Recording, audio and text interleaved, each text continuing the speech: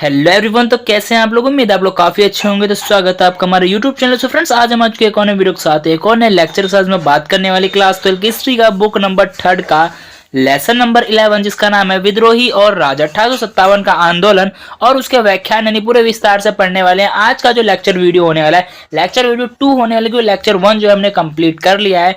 आप लोगों ने अगर नहीं देखा तो उसकी जो वीडियो लिंक है वो आपको इस वीडियो के डिस्क्रिप्शन बॉक्स में देखने को मिलेगी। और हाँ, इससे पहले हमने कई सारे चैप्टर जो है कंप्लीट किए हैं, उनकी वीडियो लिंक्स आपको इसी वीडियो के डिस्क्रिप्शन बॉक्स में देखने को मिल जाएगी। फुल एक्सप्लेनेशन होने वाला है विद नोट्स के साथ। तो ज्यादा टाइम वेस्ट ना करते हुए स्टार्ट करते हैं आज की वीडियो। लेकिन उससे पहले अगर आप लोग हमारे चैनल पर प्लीज चैनल को सब्सक्राइब करके बेल आइकन को ऑन कर लेता है कि आने वाली जितनी भी न्यू वीडियोस है उन सभी की नोटिफिकेशन आप लोगों तक पहुंच जाए। तो ज्यादा फर्म ना बढ़ते हुए स्टार्ट करते हैं आज की वीडियो।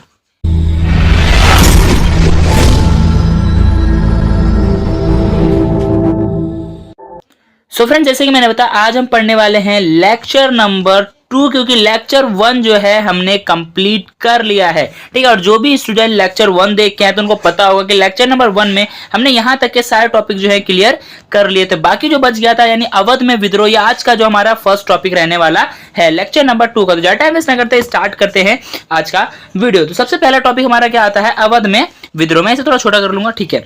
अवध में विद्रोह, जो अवध था, अवध एक जगह का नाम था, ठीक है। वहां पे विद्रोह कैसे हुआ, वो कैसे कैसे कैसे फैला, ठीक है। यह गिलास फल, गिलास फल किसे कहा जाता है? चेरी जो होता है, चेरी को गिलास फल कहा जाता है, ठीक है। एक दिन हमारे ही मुंह पर आकर गिरेगा, यानी जो गिलास फल है, जो चेरी फल है, ये एक दिन हमारे ही मुंह पे आकर के गिरेगा, ऐसा लोग कह रहे थे। क्यों कह रहे थे वो देखेंगे।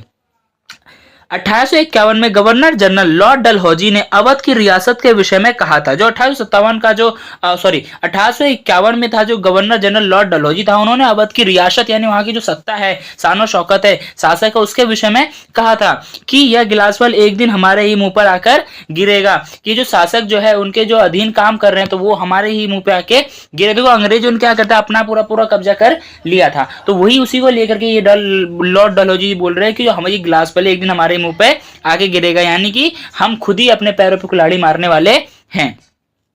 5 वर्ष पश्चात यानी 5 वर्षों के बाद, यानी कि सन 1856 में, बात हुई यहाँ पे 51 में ये बात कही गई लॉर्ड डलहौजी के द्वारा। और वही उसका सीधा 5 साल बाद क्या होता है, यानी कि 1856 में इस रियासत को औपचारिक रूप से ब्रिटिश शासन का भाग घोषित कर दिया। यानी औपचारिक रूप से क्या कर दिया, जो ब्रिटिश शासन है, जो ब्रिटिश सत्ता थी, उसके अधीन कर दिया, उसके शासन का जो भाग था उसको घोषित कर दिया कि हमारे अंडर में रहेगा, हमारे शासन में रहेगा। रियासत पर अधिकार करने का यह काम थोड़ा लंबा चला, या जो रियासत पर जो अधिकार करने का जो काम था, ये थोड़ा लंबा प्रोसेस चला, थोड़ा लंबा चला। सन 1801 से अवध में सहायक संधि थोप दी गई। यानी सर 1801 में क्या हुआ कि अवध में जो था ना, सहायक संधि जो है थोप दी गई थी। कौन सी संधि? सहायक संधि, जिसमें कि ब्रिटिश और वहां का जो शासक है, सत्ता है, वो क्या करेगा, वहां का जो राजा है, शासक है, जो भी है, वो क्या करेगा, वहां की रियासत उसके साथ में, ब्रिटिश के साथ में मिल करके, मिल बांट के, सहायक करके, एक दूसरे का सहायता लेकर के अपने शासन को चलाएगी। ठीक है। इस संधि में शर्त थी कि, इस संधि में शर्त रखी गई थी ब्रिटिशों के द्वारा कि नवाब अपनी सेवा समाप्त कर दे। सॉरी यहाँ पे सेना नहीं आएगा, सेवा, सॉरी यहाँ सेवा नहीं आएगा, सेना आएगा, ठीक है। यहाँ पे क्या आएगा? सेना आएगा। यानी कि इस संधि में जो शर्त रखी गई थी, शर्त क्या रखी गई थी, जो नवाब जो है, जो भी नवाब है, जो सरकार है, वहां की शासक है, वो क्या है, वो अपनी सेना को समाप्त कर दे। किसको समाप्त कर दे? सेना को समाप्त कर दे। रियासत में अंग्रेज टुकड़ियों को तैनात करने की अनुमति दे। यानी रियासत में क्या करे, अंग्रेज की जो टुकड़ियां हैं ना, अंग्रेज के छोटे छोटे समूह हैं, जो कहते हैं, एक तरह से आप कह सकते हो, जिसमें 5-6 लोग में जो कहते हैं ना टुकड़ियां, ठीक है, उनको तैनात होने की अनुमति दे। यानी कि वो लोग उनकी रक्षा करेंगे। तुम अपनी जो है शान शौकत, यानी तुम्हारे जो सिपाही है ना, उनको हटा दो, उनकी सेना का हटा दो, और अंग्रेजों जो दो रहे, जैसे कि मैंने किसी के साथ में अपने वो किया, तो वो क्या बोले, तुम अपनी सिक्योरिटी हटा दो, मैं तुम्हें अपनी सिक्योरिटी दे रहा हूँ। इससे सीधा सीधा मतलब क्या चलेगा, अगर मैं अपनी करना भी चाहूंगा ना, नहीं कर पाऊंगा। तुम उसको अपनी सेना को ऑर्डर दोगे, वो तो मुझे भून डालेंगे, है ना। तो ऐसा ही काम ये लोग कर रहे थे। तथा दरबार में क्या उपस्थित ब्रिटिश रेजिडेंट की राय या सुझाव पर चर्चा कार्य करे। यानी कि जो भी राय सुझाव दे दरबार में, जो भी मतलब ब्रिटिश का जो रेजिडेंट बैठे, यानी जो भी एक वहां पे सलाहकार बैठेगा, वो जो बोलेगा ना, उसके अधीन हमें, उसके अंडर रह करके हमें काम करना पड़ेगा। ये इस संधि के अंदर में बात रखी गई थी, शर्तें रखी गई थी। अपनी सैनिक शक्ति से रहित हो जाने के पश्चात, यानी अपनी रहित मीन्स क्या होता है, अलग हो जाने के बाद, ठीक है, अपनी सैनिक शक्ति से रहित हो जाने के पश्चात नवाब अपनी रियासत में कानूनी व्यवस्था कायम करने हेतु दिन दिन अंग्रेज आश्रित होते जा रहे थे। यानी कि देखो अंग्रेज, जब जो हमारे शासक थे, जो हमारी जो वहां की रियासत थी यानी सरकार थी, वो उसने क्या कर दिया, इस वाली व्यवस्था को, यानी कि जो सहायक संधि की जो शर्तें थी ना, इसको मान ली। उसकी क्या क्या जितने भी कानून थे उनको सभी मान लिया, अपनी सेना को हटा दिया, अंग्रेजों की सेना वहां पे आ गई। अंग्रेजों की सेना जब आ गई वहां पे, तो जो रियासत, जो शासक है, वो क्या करा, कोई भी नियम कानून या कोई बनाने के लिए वो किस पे आश्रित होती जा रही थी, दिन प्रतिदिन किस पे, अंग्रेजों पर आश्रित होती जा रही थी। यानी अंग्रेज अगर बोलेंगे हाँ तभी हम कर पाएंगे, अन्यथा नहीं कर पाएंगे। अगर हम उसके विरुद्ध जाते हैं तो क्या होगा, हमारे लिए ही खतरा होगा, हमारी जो बची खुची है वो भी लुटिया गुल। क्लियर है, ठीक है। अवध पर कब्जे में अंग्रेजों की रुचि बढ़ती जा रही थी। अवध पर कब्जा करने की जो रुचि थी वो अंग्रेजों की बढ़ती जा रही थी। उन्हें लगता था कि वहां की भूमि, उन्हें जो अंग्रेज है उन्हें ऐसा लगता था कि जो अवध की जो भूमि है वो नील की खेती, नील की खेती होती है ना, जिससे स्टैम्प वगैरह बनाए जाते हैं, स्टेम पे जो कलर होता है ना, ब्लू कलर, उसके लिए, ठीक है। जो नील की जो खेती है, नील की खेती का कपास की कृषि, कपास में रुआ जो होता है, रुए जो कृषि होती है, जो बहुत ज्यादा लाभदायक है, बहुत ज्यादा अच्छी है। इस क्षेत्र को उत्तरी भारत के एक बड़े बाजार के तौर पर विकसित किया जा सकता है। अंग्रेजों को ऐसा लगता था कि जो अवध का जो एरिया है, ये जो अवध का एरिया है, इसको एक बहुत बड़े हिस्से में क्या करें, बाजार के रूप में इसको विकसित कर सकते हैं, बढ़ा सकते हैं या फिर निर्माण कर सकते हैं। इतना क्लियर हुआ, ठीक है। अब आता है हमारा नेक्स्ट पॉइंट क्या है हमारा, 1850 के दशक के आरंभ तक, देखो 1850 के दशक के आरंभ तक अंग्रेज देश के अधिकतर बड़े भागों पर विजय प्राप्त कर चुके थे। यानी कि 1850 के दशक में क्या हुआ था, जो आरंभ तक अंग्रेज जो है देश के जितने भी बड़े देश थे या फिर बड़े क्षेत्र थे ना, भागों पर क्या करते, अपना जो है उन्होंने अपना अधिकार प्राप्त कर चुके थे, यानी अपनी सत्ता बैठा चुके थे। मराठा भूमि कर्नाटक, दोआब, पंजाब तथा बंगाल सभी राज्य अंग्रेजों की झोली में थे। लगभग एक सदी पूर्व बंगाल पर विजय के साथ आरंभ हुआ। यानी कि लगभग एक सदी पूर्व क्या हुआ, बंगाल पर भी विजय उन्होंने प्राप्त कर ली। क्षेत्रीय विस्तार यह प्रक्रम सन 1856 में अवध के अधिग्रहण के साथ पूरा होने वाला था। यानी कि जो क्षेत्र विस्तार यानी क्षेत्र बढ़ाने का जो इनका जो प्रोसेस चल रहा था, ये कहां पूरा होने वाला था, अवध पर अगर ये लोग अपना कब्जा कर लेते, अधिकार कर लेते, तो ये उनका पूरा होने वाला था। लेकिन अवध तक पहुंचते पहुंचते ही क्या हो गया, 1857 में हमारा युद्ध छिड़ गया। क्या छिड़ गया, 1857 में युद्ध छिड़ गया, जिसके बारे में ये पूरा चैप्टर बनाया गया है, पूरा उसके ऊपर ही बेस बना हुआ है, 1857 की क्रांति। इतना क्लियर है, ठीक है। अब हमारा आता है नेक्स्ट पॉइंट क्या आता है, देह से जान जा चुकी थी। ये टॉपिक है, इसको देखेंगे आगे, इसमें क्या क्या बात कही गई है।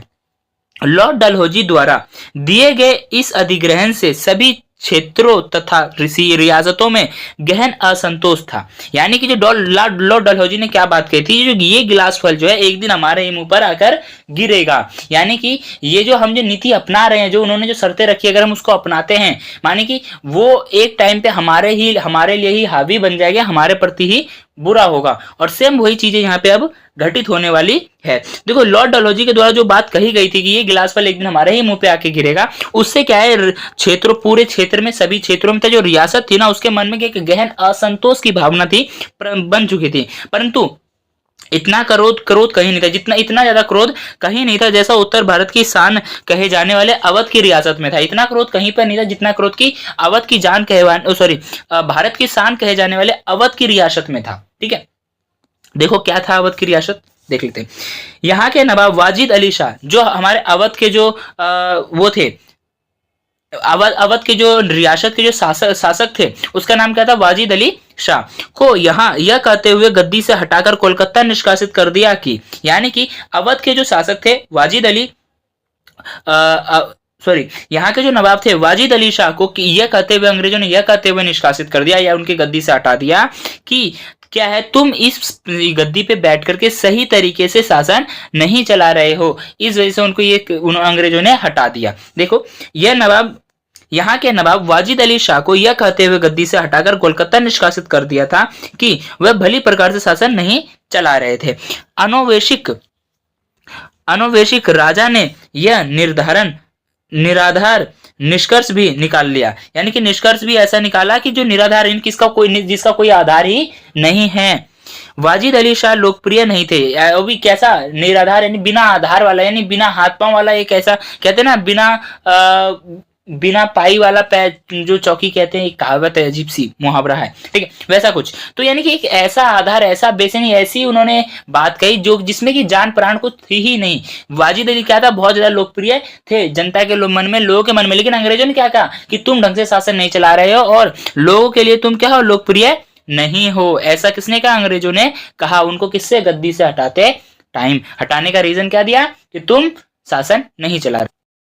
परंतु सत्य यह है कि लोग उन्हें दिल से चाहते थे। परंतु क्या है, अंग्रेजों ने क्या बात की कि तुम लोकप्रिय नहीं हो, लेकिन परंतु सत्य क्या था कि लोग उन्हें दिल से चाहते थे।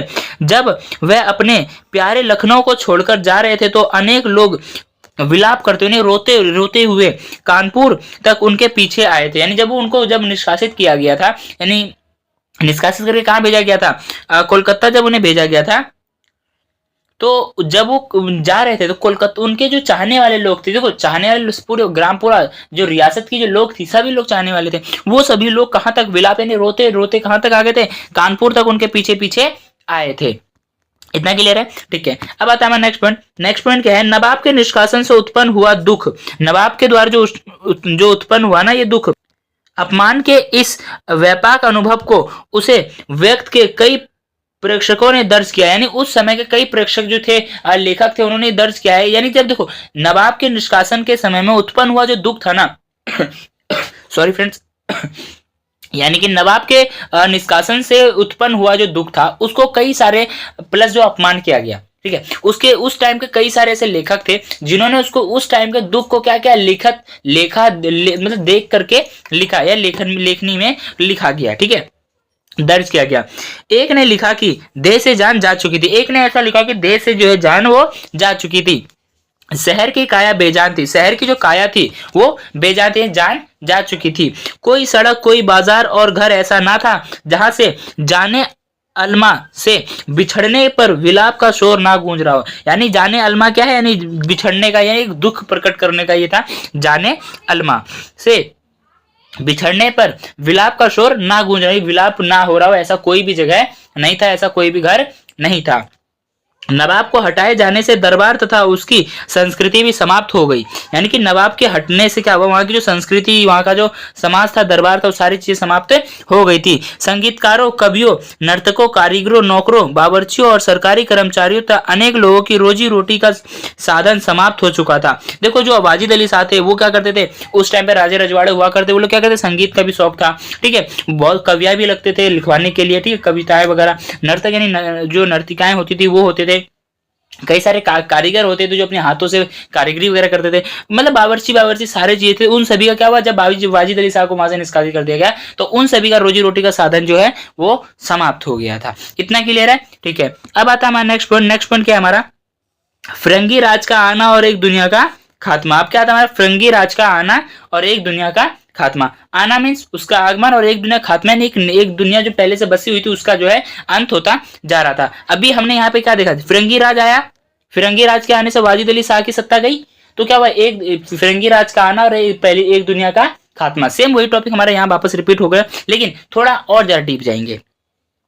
अवध में अलग अलग तरह की पीड़ाओं ने राजकुमारों, तल्लुकदारों, किसानों को, कृषकों को तथा सिपाहियों को एक दूसरे से जोड़ दिया। यानी कि जो हमारा जो अवध था, अवध में अलग अलग तरह की पीड़ाओं से जो लोग गुजर रहे थे, तो जितने भी राजकुमार थे, तल्लुकदार थे, कृषक थे, सिपाही थे, उन सभी को क्या कर दिया, सभी को एक साथ जोड़ दिया। क्योंकि सभी का एक मेन कारण कौन था, दुख का कारण कौन था, ब्रिटिश।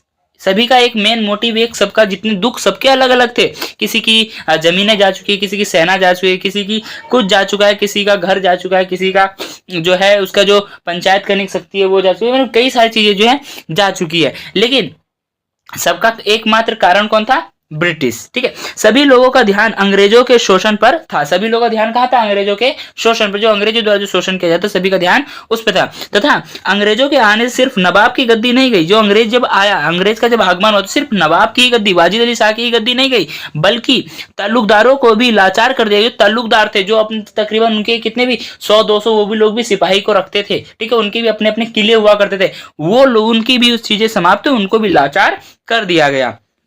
अंग्रेजों का नियंत्रण तालुकदारों की जमीनें, जागीरें, किलों पर होने लगा। यानी कि अंग्रेजों का जो नियंत्रण था कहाँ? मतलब तालुकदारों की जो जमीनें थी, जो जागीरें थी, जमीन जागीरें यानी धन दौलत, ठीक है, प्लस किले यानी जो उनके जो किले बनवाते जिसमें वो रहते थे, किलों पर भी होने लगा। तथा इसके आने से पहले तालुकदारों के पास सिपाही होते थे। यानी अंग्रेजों के आने से पहले, जैसे मैंने बताया, पहले उनके पास क्या सिपाही होते थे और अपने किले हुआ करते, और क्या अपने किले होते थे। कुछ बड़े तालुकदारों के पास 1200 तथा कुछ छोटे तालुकदारों के पास 200 सिपाहियों की टुकड़ियां होती थी, यानी समूह होता था। किनके पास? ताल्लुकदारों के पास। ठीक है, लेकिन अंग्रेजों द्वारा उनकी सेनाएं तथा किलों को नष्ट कर दिया गया। यानी दुर्ग, जो उनकी दुर्ग किले थे, यहाँ पे दुर्गों को यानी किलों को नष्ट कर दिया गया। अधिग्रहण के पश्चात यानी उसको हथियार लेने के पश्चात 1856 में एक मुफ्त बंदोबस्त के नाम से ब्रिटिश व्यवस्था लागू की गई। अधिग्रहण यानी उस पर अपना ग्रहण कर लेने के बाद, यानी हटा देने के बाद जब उन्होंने अपना शासन स्टार्ट किया, यानी उसका अधिग्रहण कर लिया, उसको अपने अंडर में ले लिया। ठीक है, यानी अपने अंडर में लेना, अधिग्रहण मीन्स करना, अपने अंडर लेना, ग्रहण कर लेना। ठीक है, 1856 में क्या हुआ? उन्होंने एक मुफ्त बंदोबस्त को लागू कर दिया। कौन सा बंदोबस्त? मुफ्त बंदोबस्त। इसका ध्यान रखना, कब लागू किया? 1856 में। किसके द्वारा? अंग्रेजों के द्वारा। क्लियर इतना? ठीक है, अंग्रेजों का ऐसा कहना था कि तालुकदारों ने सैनिकों के बल पर, तालुकदार लोग जो है वो क्या करे? सैनिकों के बल पर क्या करे? जमीनों पर कब्जा कर लिए हैं। तालुकदार के पास क्या है? सेनाएं थी, तो सैनिकों के बल पर क्या कहते हैं? उन्होंने जमीनों पर अपना कब्जा कर लिया है तथा इनका इस जमीन पर कोई भी मालिकाना हक नहीं है। मुफ्त बंदोबस्त के अंदर ऐसा कहा गया। अंग्रेज ऐसा कहते हैं, तालुकदारों के पास जो ये सैनिक है ना, इसके बल पर उन्होंने क्या किया? जमीनों पर कब्जा कर रखा है और ये इनका कोई मालिकाना हक नहीं है। अंग्रेजों ने मुफ्त बंदोबस्त के तहत इन्हें भूमि से बेदखल कर दिया। यानी अंग्रेजों ने जो मुफ्त बंदोबस्त लगाया था उसके तहत क्या कर दिया? इसको, जो तालुकदार लोग थे उनको उस जमीन से बेदखल कर दिया। यानी जिसपे वो रह रहे हैं बस वही जमीन उनके पास रही, या फिर जिसपे वो काम कर सकते हैं वही जमीनें रही। यानी कुछ जमीनें रही, बाकी जमीन जो है उनसे छीन जा चुकी थी, बेदखल कर दिए जा चुके थे। इस वजह से तालुकदार भी परेशान थे। सभी लोग कैसे कैसे जुड़ रहे हैं, सभी का देखना, सभी का रीजन अलग अलग था।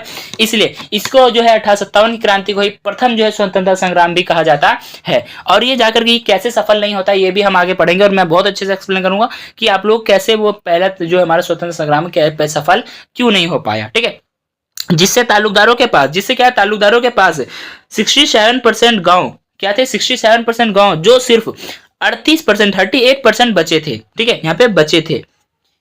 यानी कि जिन तालुकदारों के पास 67% गांव हुआ करते थे, अब सिर्फ बेदखल करने वाले कितने बचे हैं?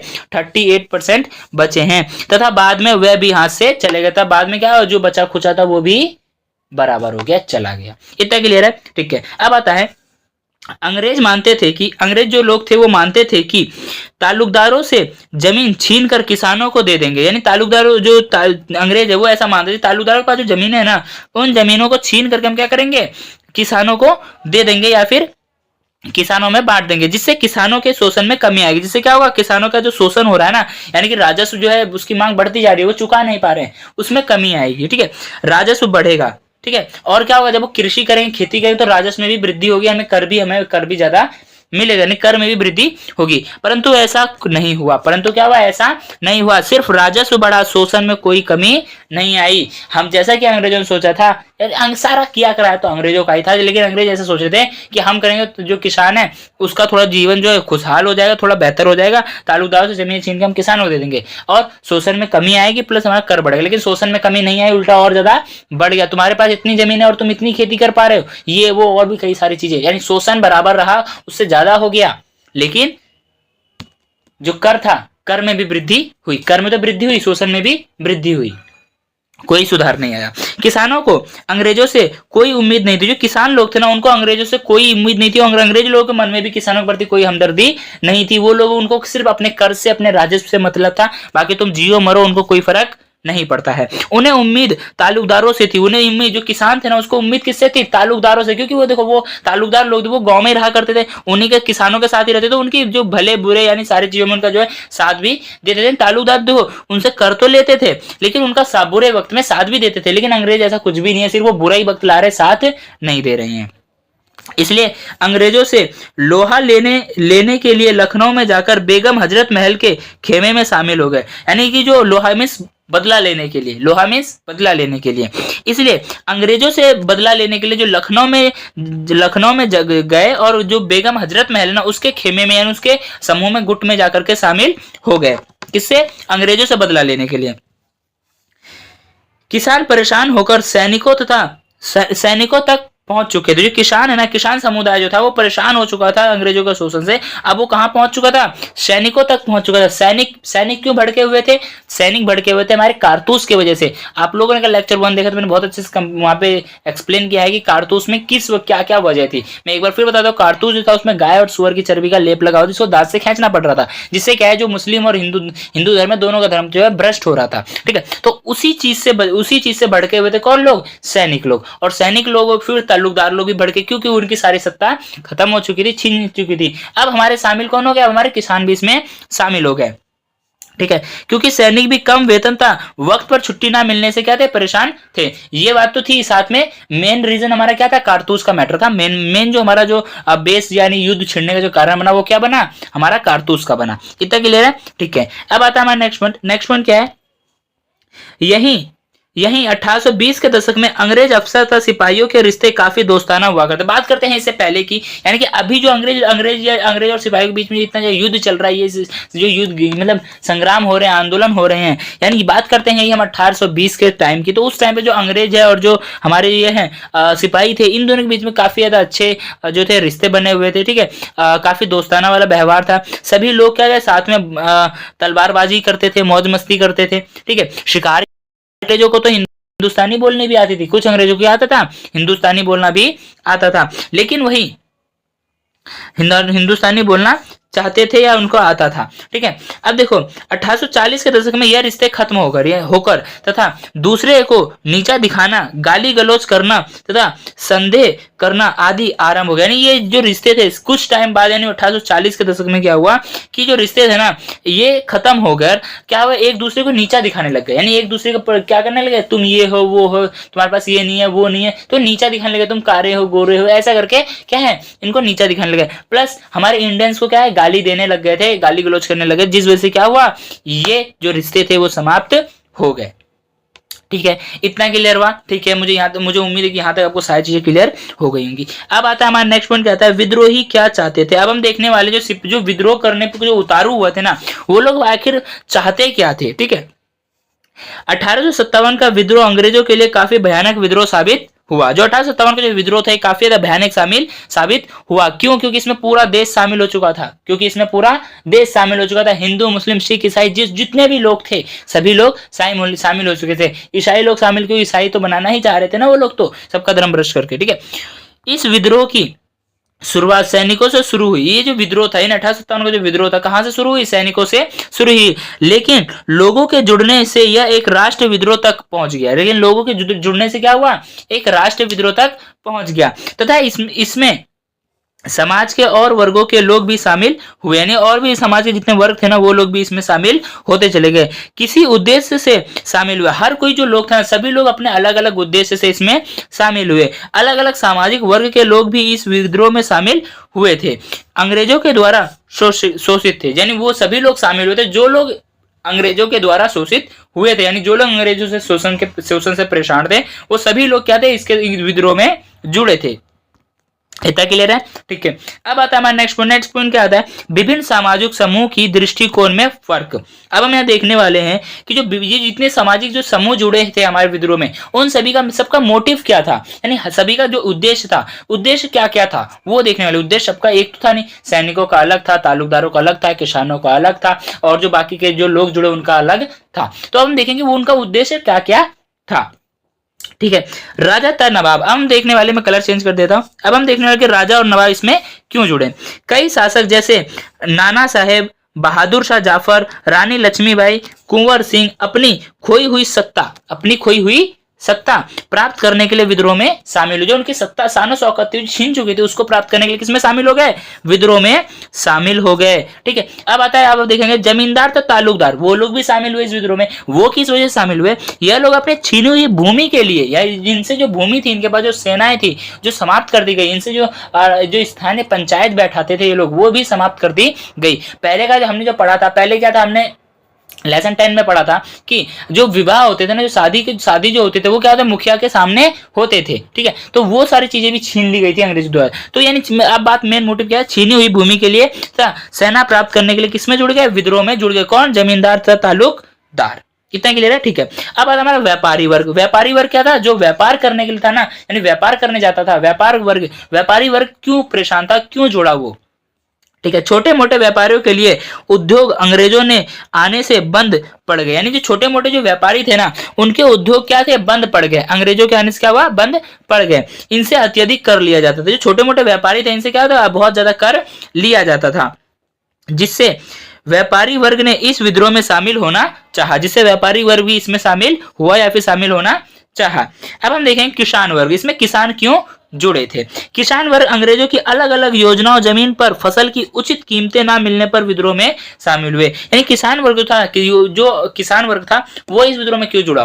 वो इसलिए जुड़ा क्योंकि अंग्रेज जो अलग अलग जो कानून बना रहे थे, अलग अलग तरह की नीतियां, टैक्स लगा रहे थे, उसकी वजह से परेशान थे, इसलिए युद्ध में जुड़े। प्लस जो फसल की उचित, यानी जो हमारी जो सही कीमत है ना, जो उसका सही पैसा था, वो हमें नहीं मिल पा रहा था, इस वजह से किसान उसमें विद्रोह में शामिल हुआ।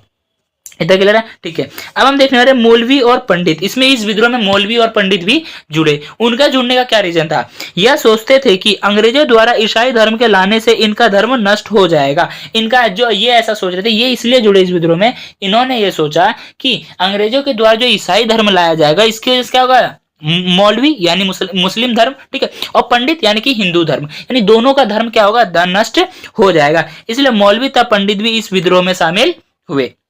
इतना क्लियर है? ठीक है, अब आता है नेक्स्ट पॉइंट क्या है? सैनिक। अब हम देखने वाले हैं यहाँ पे सैनिक, यानी कि जो मेन जो हमारा बेस बना, यानी जो ये विद्रोह स्टार्ट हुआ, वो कहां से हुआ? सैनिक से। क्योंकि चिंगारी उन्होंने लगाई, आग पूरी जनता ने लगा दी। तो चिंगारी कहां से उठी थी? हमारी सैनिक वर्ग से। ठीक है, वो क्यों इस विद्रोह में जुड़े? देखो, गाय व सुअर की चर्बी से बने कारतूस को लेकर तथा कम वेतन, यानी देखो मेन पॉइंट जो था हमारा गाय और सुअर की चर्बी को लेकर के था। ठीक है, प्लस दूसरा कम वेतन मिलता था, उन्हें कम वेतन मिलता था। देखो इंडियंस को, मतलब कि अंग्रेजों के मुकाबले में इंडियंस को कम वेतन, कम जो है दिहाड़ी दी जाती थी, या वेतन यानी कि आप कह सकते हो सैलरी दी जाती थी, कम सैलरी पे। प्लस समय पर जब उन्हें छुट्टी चाहिए, छुट्टी नहीं मिलता था। प्लस इनके बीच में क्या था? भेदभाव किया जाता। क्या किया जाता? भेदभाव किया जाता था।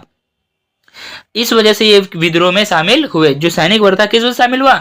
एक तो कारतूस की वजह से, दूसरा समय पर छुट्टी ना मिल पाना, सही वेतन ना मिलना, इस वजह से ये शामिल हुआ। इतना क्लियर हुआ? ठीक है, अब आता है नेक्स्ट पॉइंट क्या है? 1857 के विद्रोह में सबका उद्देश्य अलग अलग था। यानी 1857 का जो विद्रोह था ना, सब इस विद्रोह में क्या हुआ? सबका जो उद्देश्य है, जितने लोग इसमें शामिल हुए, पूरा देश तो शामिल हुआ, पूरा राष्ट्र तो शामिल हुआ, लेकिन सभी का उद्देश्य क्या था? सबका उद्देश्य एक नहीं था, सभी का उद्देश्य अलग अलग था। इसलिए यह आंदोलन जो था सफल नहीं हुआ। यह आंदोलन क्या हुआ? असफल रह गया, क्योंकि सभी के मन में क्या थी? अलग अलग बातें थी इस विद्रोह को लेकर के, सभी की अलग अलग इच्छाएं थी, अलग अलग एक्सपेक्टेशन थी इस विद्रोह को लेकर के। इस वजह से ये जो विद्रोह था, ये क्या हुआ? हमारा सफल नहीं रहा। नहीं तो यही हमारा क्या था? प्रथम स्वतंत्रता संग्राम था, या फिर कहा जाता है। पूरी अंग्रेज सत्ता जो थी, पूरी हिल चुकी थी, पूरी नष्ट होने को आ चुकी थी, या तो आप ऐसा कह दो कि नष्ट ही हो चुकी थी। लेकिन उनकी एक ही नीति थी, फूट डालो और राज करो, और उन्होंने यही अपनाना अब शुरू कर दिया।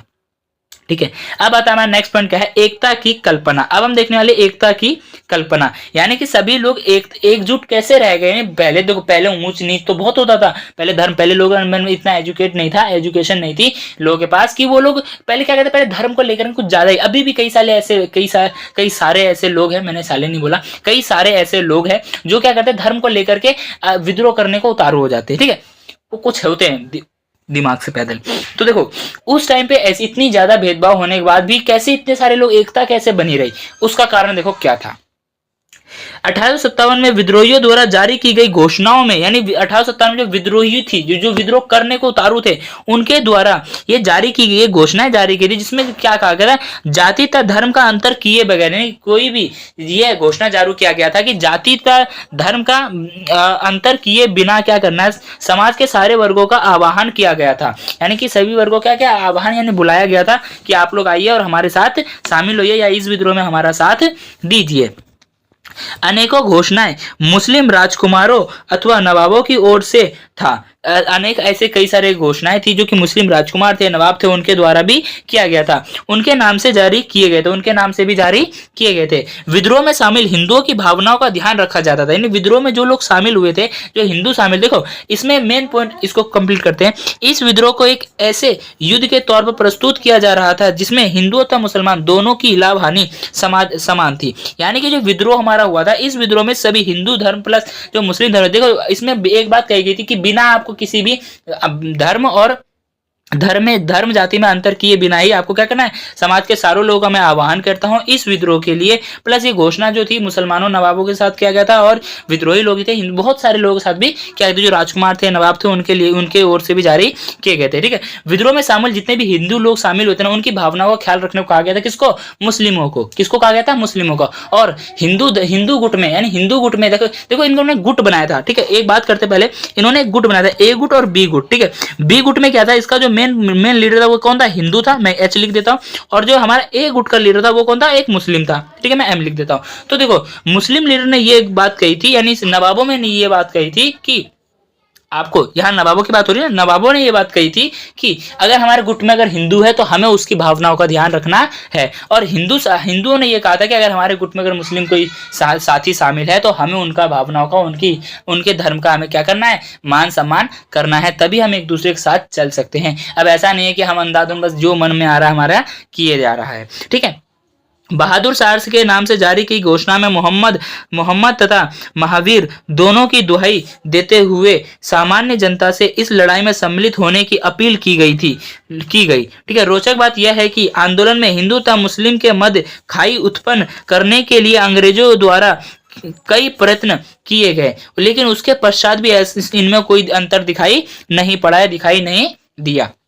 यानी कि अंग्रेजों की एक ही नीति थी, फूट डालो और राज करो, वही चीज वो अपना रहे थे। यानी बात करते हैं इस बहादुर शाह के नाम से जो हमारी घोषणा जारी की गई थी, उसमें मोहम्मद था महावीर, यानी मोहम्मद तथा महावीर दोनों की जो दुहाई है उसको देते हुए क्या है, सामान्य जनता से इस लड़ाई के लिए क्या है, इस लड़ाई में सम्मिलित होने के लिए क्या क्या अपील की गई थी, या उनसे मांग की गई थी कि आप लोग भी आइए हमारे साथ जुड़िए। ठीक है, इसमें एक बात, रोचक बात यह थी कि इस आंदोलन में हिंदू तथा मुस्लिम के मध्य में खाई उत्पन्न करने के लिए अंग्रेजों ने कई प्रयत्न किए, लेकिन फिर भी उसका कोई अंतर देखने को नहीं मिला। फिर वो अपने इसमें खाई उत्पन्न करने में या फिर उनमें युद्ध कराने में, अंग्रेज और हिंदू में शुरू से ऐसा चल रहा है हमारा, हिंदू मुस्लिम में क्या विवाद करने में वो असफल रहे। कौन, अंग्रेज, जो कि उनकी अंग्रेजों की नीति क्या थी, फूट डालो और राज करो। ठीक है, ठीक, अब आता है नेक्स्ट पॉइंट क्या है, ब्रिटिश शासन ने दिसंबर 1857 में पश्चिम उत्तर प्रदेश स्थित बरेली के हिंदुओं को मुसलमानों के विरुद्ध भड़काने हेतु 50,000 व्यय किया, लेकिन उसका यह प्रयत्न असफल रहा।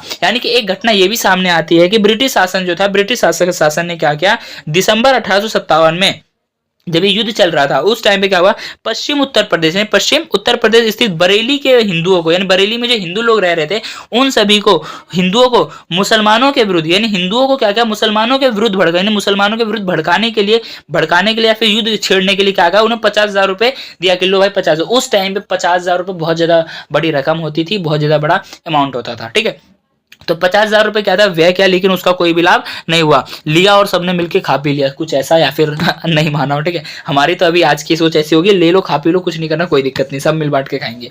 क्लियर इतना? ठीक है, अब आता है उत्पीड़न के प्रतीकों के खिलाफ। अब देखने वाले जो उत्पीड़न के प्रतीकों के खिलाफ।